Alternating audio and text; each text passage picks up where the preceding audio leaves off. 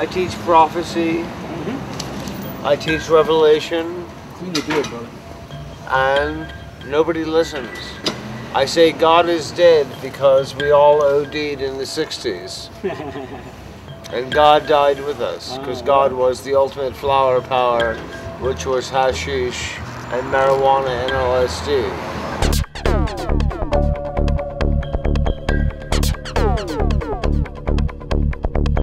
Psychedelic is delicious to the psyche.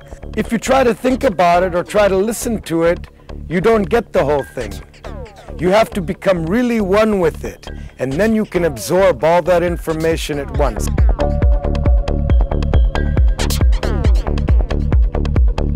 I've explored all the earth music, and it's beautiful, but it doesn't do it for me. And, you know, all I listen to is psytrance.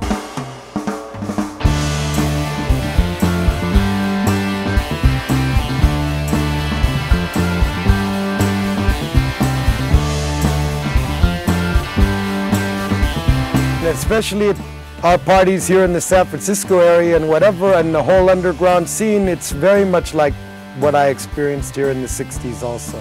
Kennedy changed the idea that it was a beautiful world. I mean, there's a whole generation that will never forget the day Kennedy was assassinated. That, I think, turned off a switch to an entire generation of people. It made it possible for the 60s to happen.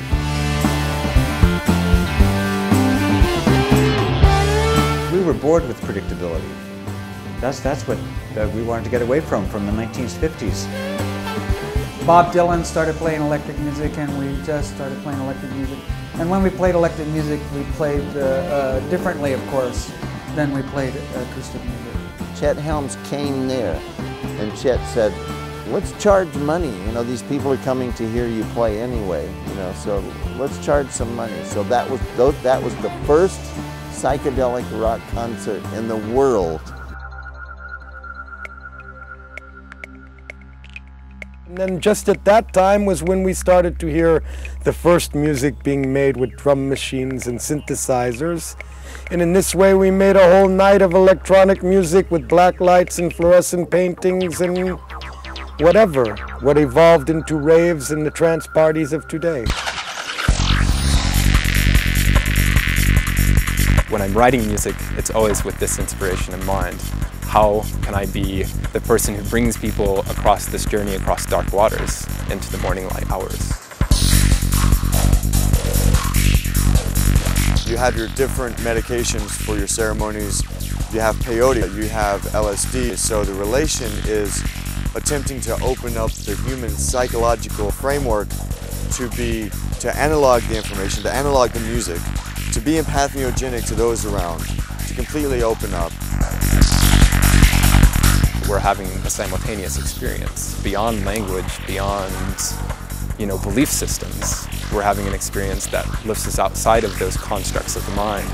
So when we talk about what this can bring to society, I think that it can bring a lot of healing.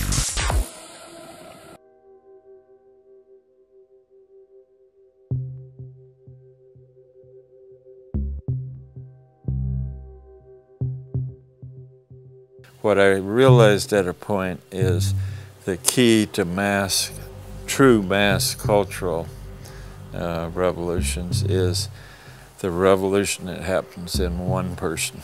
And so the concentration on all of our part began to each one teach one, as Gandhi would say.